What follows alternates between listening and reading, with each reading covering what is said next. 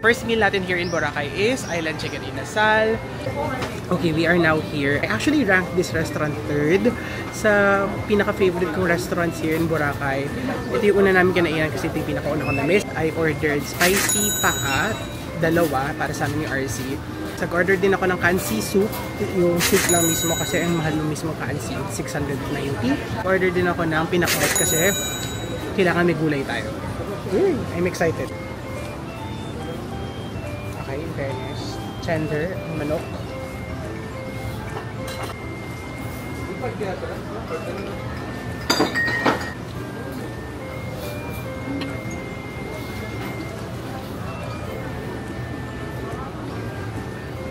Ang init ng pinakbet, grabe.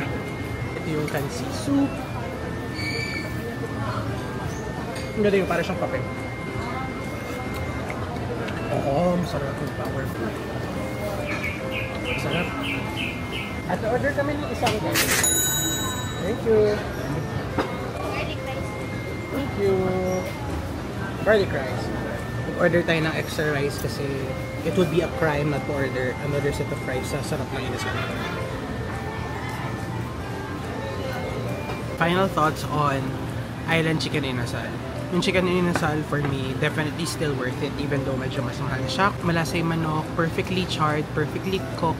Tapos yung chicken oil din nila, perfect yung consistency. As in yung medyo malapot pa, hindi yung loose. Yung kansi soup, okay din masarap talaga yung kansi soup nila, no? For me, saktong-sakto yung asim.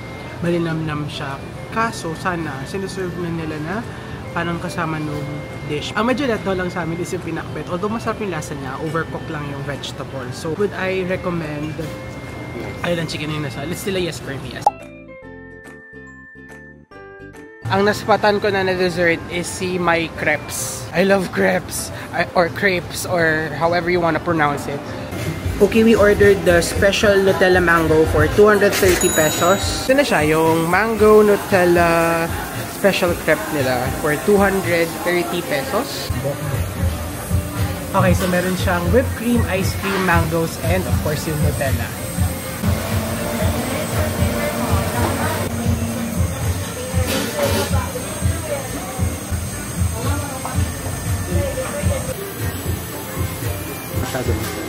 Wow!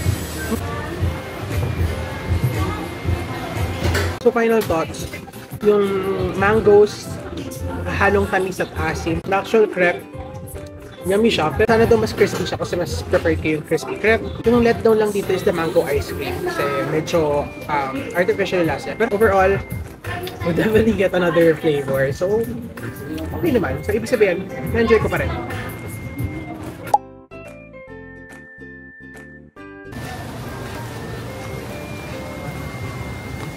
This is our first time eating here at Lemony Cafe. So I had a hard time kung anong o-orderin.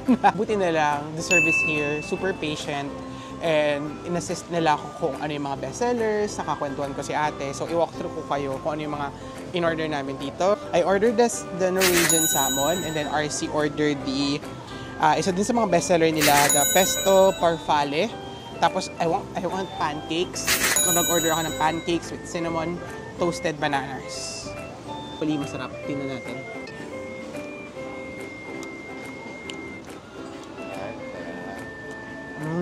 There you go. Talaga.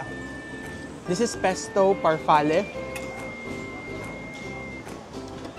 Wow. Ito siya, oh. Ang cute. Ribbons.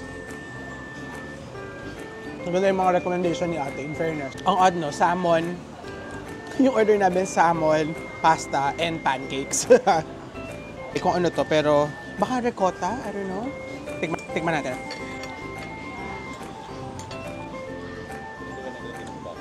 Okay lang. Overall thoughts kay Lemony Cafe. First, yung ambience, in fairness, very homey, parang kang kumakain sa labas ng garden nyo. Ganun yung feels niya. Greens, tapos parang cozy.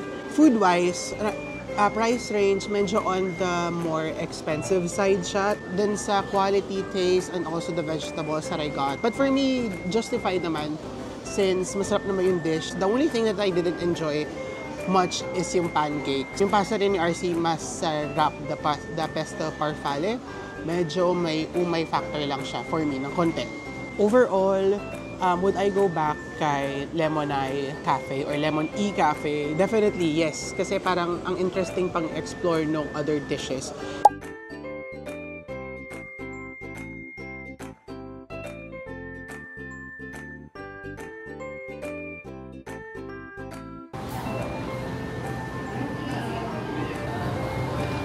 First time ko kasi, so I know naka-thumbs up yung mga bestseller niyo, pero tanongin kita naman kung ano yung pinaka-personal favorite mo dito. Yung seafood kare-kare. Yun talaga yung pinaka-favorite mo. Yung kare-kare, parang nasa pinag-iiba. Yes, so pinaka. Manamis-namis. Yes. Ay, gusto ko yun. Sige. Seafood kare-kare. Pag-ano na lang ako. Kinilaw. Ay, kinilaw tuna. Kinilaw. 4 pieces ng oyster. Ng motoyaki. How about rice? Kunilaw. Ay, ako plain rice lang ako. Seafood rice. Seafood rice isa. I like this. Oyster. So, I have to order kilawin.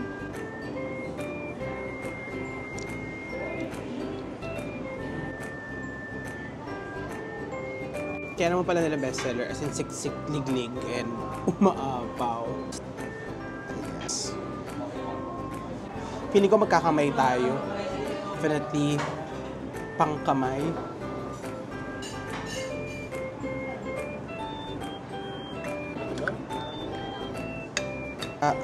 Squid.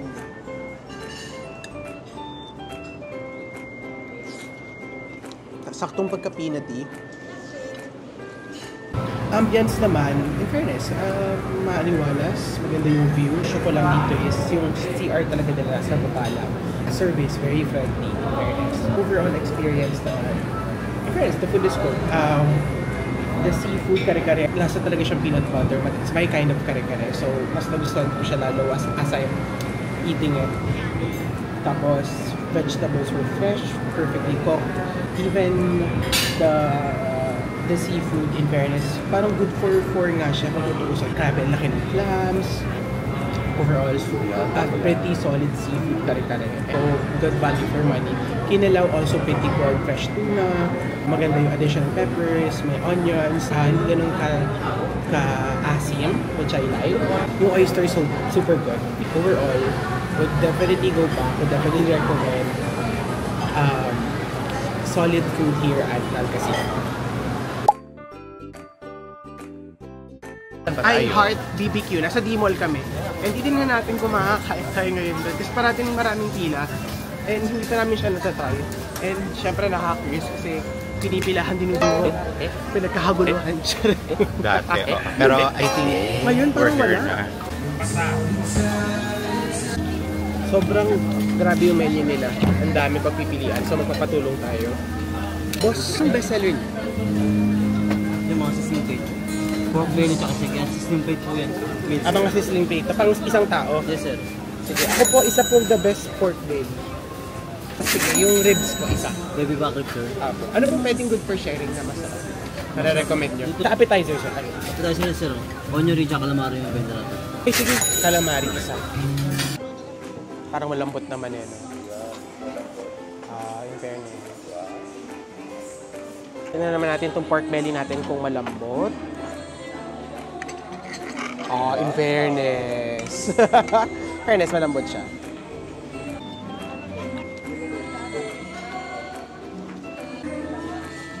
Lemon. Pero, sige, calamari, whatever. Overall, I feel like the food is parang comfort food talaga siya. It tasted the way it's supposed to taste. Tama ba?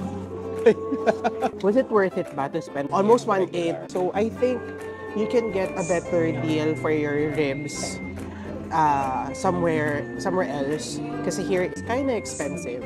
Don't get me wrong, okay naman yung ribs. Although for its price, you can get a similar quality on a cheaper price point. Would I go back here? Yes, if walang pila. No, if may pila. Ambience-wise, you can really feel the Boracay atmosphere kasi nasa D-Mall kayo. Ano, wala kayo sa beachfront, but it's fine. Would I recommend? Yeah, oo. Good comfort food, would still recommend. Yung ribs lang siguro, probably would not order it again if I'm looking for something na really worth it sa spend na almost 700 pesos. Tingnan mo. So, it's CNN Global Top 50 Dessert. Okay, nakaka-excite. Try natin.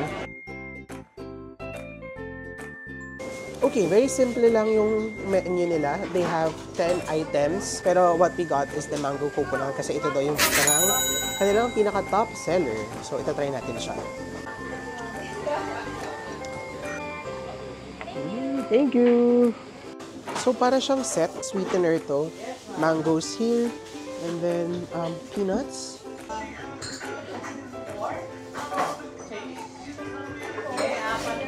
Ang gaan niya lang, in fairness.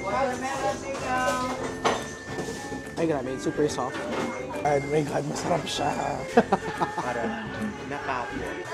Cone pala siya. Cone flakes for texture.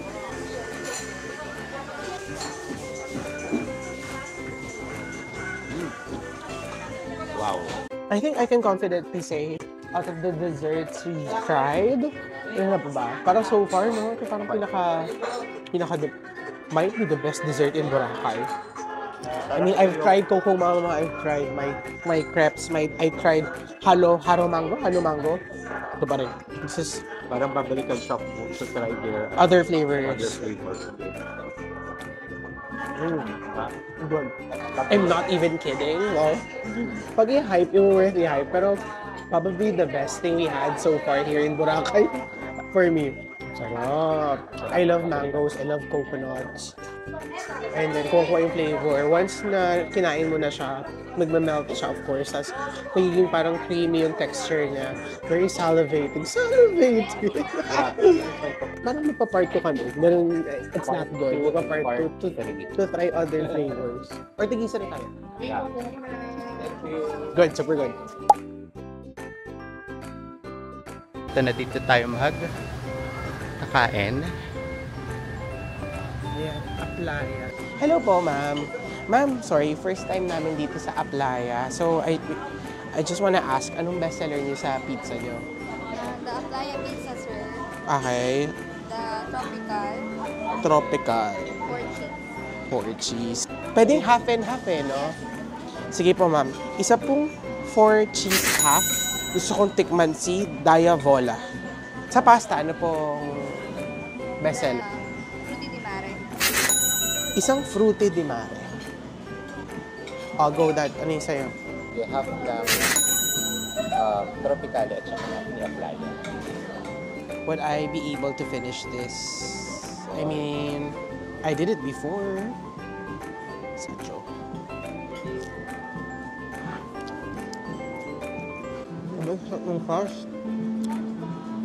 Oh gosh.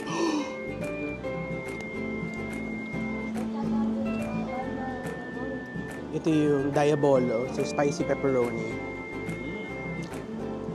Some garlic oil. Honey.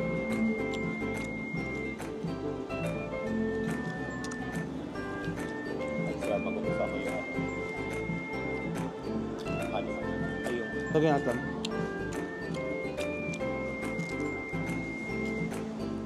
Wow! Dali lang.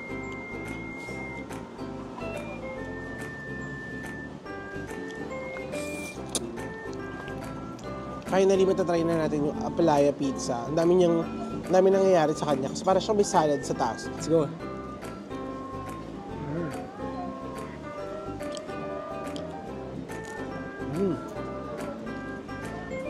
Gone. Last one. Last bite.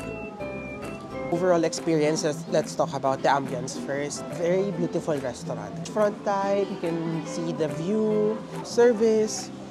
Okay din, they are friendly, pero hindi lang sila as warm and smiley. And that's fine. Extra mile talaga lagi ng service kapag they're smiling or parang you'll feel na they're always happy to help. I'm not saying na hindi maganda yung service. Okay naman. It's an okay service. Food-wise, I enjoyed my pizza. Una is The 4-cheese pizza, pretty solid. Usually kasi when I order 4-cheese, parang nalasa mo rin kahit paano yung different layers of cheese.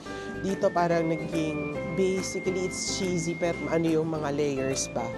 Pero it's pretty good. And then yung Diabola or say pizza with, na may spicy salami was so good. Kasi I love spicy food.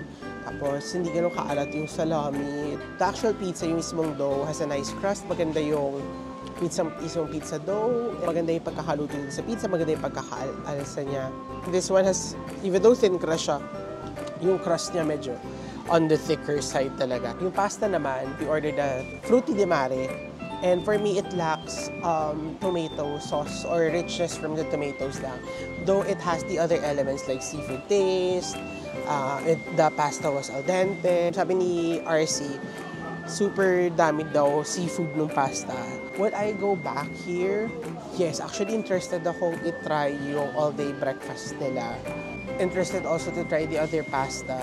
Overall, it's a pretty good experience here at Aplaya, and to definitely go back sa next trip siguro.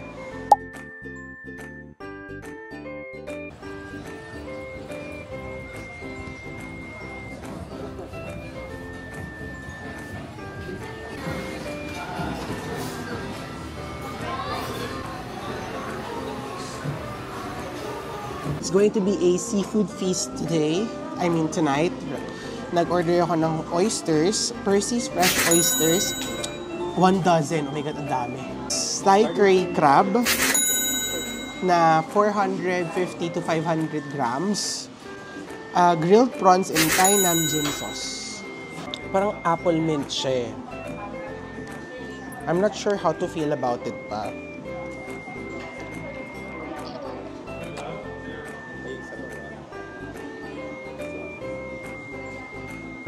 Pwede kami maka-request ng parang crust. Hello. Grabe, look at that. Grabe. Pero sobrang init niya. Ayan.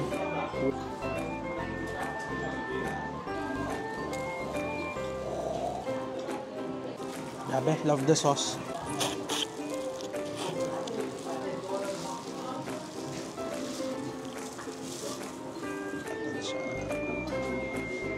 Siya, malaki siya with good grilled marks. Meron pa tayong prawn, tikman natin siya. Thai style din siya.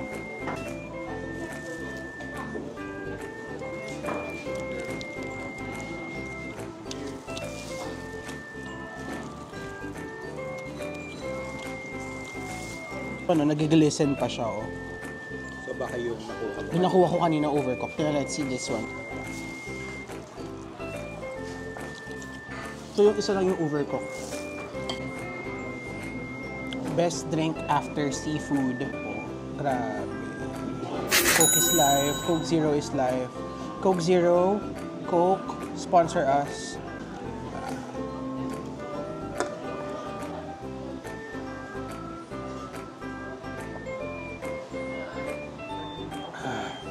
Overall thoughts, ano muna, service staff here, super friendly, maasikaso. Ano kumakain kami, syempre naka-gloves kami, diba? Na mismo yung nagre-refill ng water. Hindi na namin kailangan mag-ask na magpa-refill ng water kasi very attentive sila.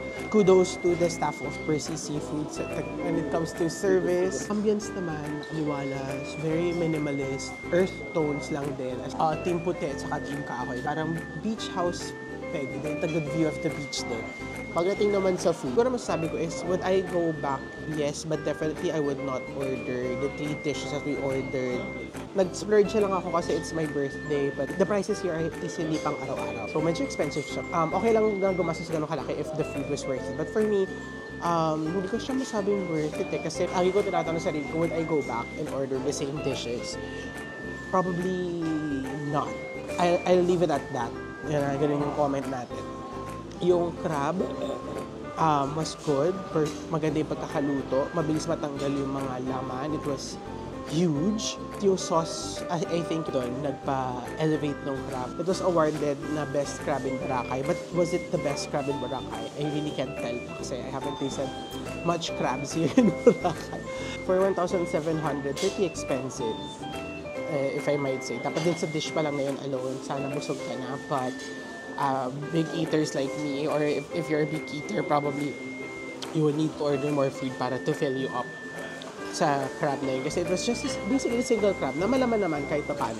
For me, since Thai dish siya, kulang na siya sa spicy. Pero feeling ko, made siya for the Pinoy palate na hindi siya ganun kaanghang and more on the sweeter side. Yung prawns, one prawn were overcooked and then the rest were goods na. Naligaw lang na isa na dry and medyo chalky, to be honest. And then the other two were plump and juicy and moist. Tapos masarap din yung Thai vinaigrette that came along with it.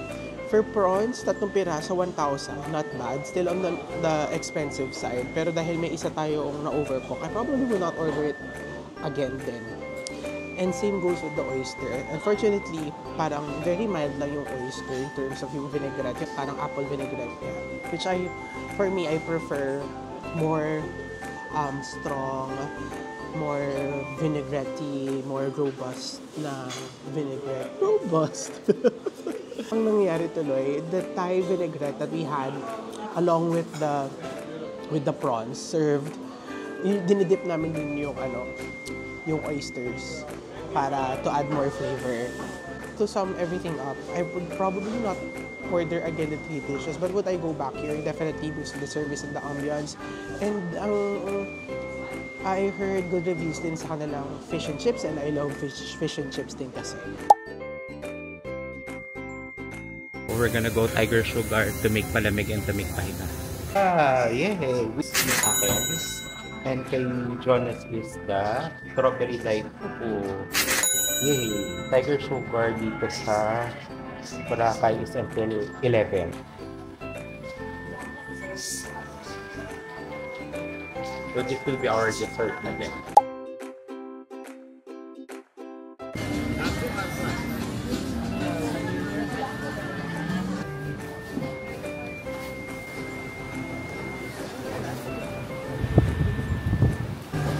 In fairness naman, kada punta namin dito sa Boracay, parati kaming dumadaan yung Real Coffee. Isa po iced cafe latte.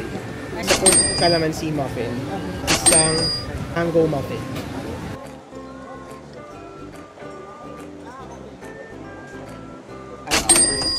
Matapang. Tapang pa rin siya.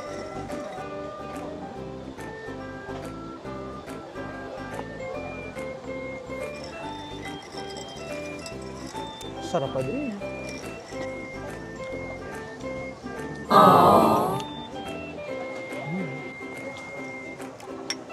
No need to add sugar na. Cup done. Nasa mangga. Overall, si Real Coffee still worth the stop. Sa'yo, isama kasing nostalgia yung muffin sila. At least for me, the calamansi muffin is still pretty darn good.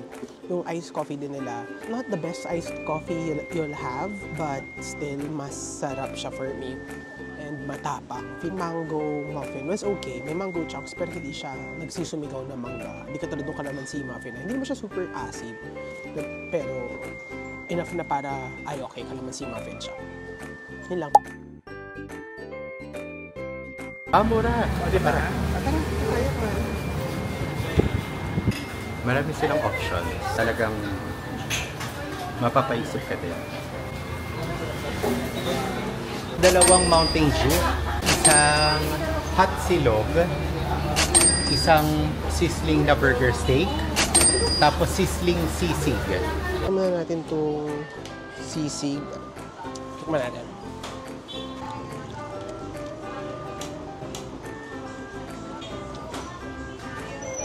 Try naman natin yung burger steak. Very nice. Malasa yung burger steak. So, verdict natin kay Jasper's, in fairness, budget meal approved talaga siya, but masarap pa yung food. For me, yes. Affordable siya at the same time, busog ka. Magalaki yung serving, nagustuhan ko yung burger steak. Kahit pa paano medyo makapal din yung patty. And lunod na lunod sa gravy. Tapos yung gravy, even though lunod, hindi kasi siya ganun maalat. Sakto lang yung lasa. Kasi tama lang talaga sa presyo. So, sobrang sulit na niya. Yung sisig, however, siguro ikaw na mismo yung magdadagdag ng lasa. Ikaw mismo maglalagay siguro ng toyo sili at saka kalamansi, which is okay. Ganun siguro talaga. Okay lang siya for me. Tapos nag-enjoy naman si RC sa hotdog niya. Ambience-wise, very small lang siya, maaliwalas. Carinderia style pero malinis. Service okay naman, good. Ayun lang.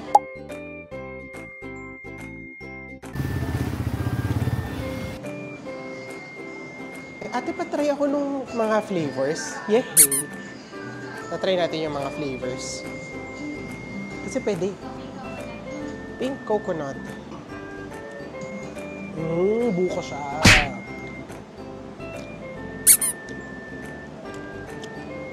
This is vanilla. So soft. Milk. Oo nga. Pwede eh. ba Ang saya. Thank you. Ay, the mango is giving. Ang hirap mamili kasi gusto ko yung mango, tapos gusto ko din yung yogurt, kaso ang ganda ng pink. Ayun na lang. So, isang pink coconut. Mango at yogurt pwede pong mix. Tapos isang mango, yogurt, mix. Yay! I mean, the cutest dessert ever. Woo! Pwede mo palang i-mix ang mango at saka yogurt. So, ganun yung ginawa ko kasi hindi ako makapili dun sa dalawa. Yung pagka-mango niya, very fragrant. Siyempre matamis yung marang. Yan. The white is yogurt. So, halong mango sa yogurt.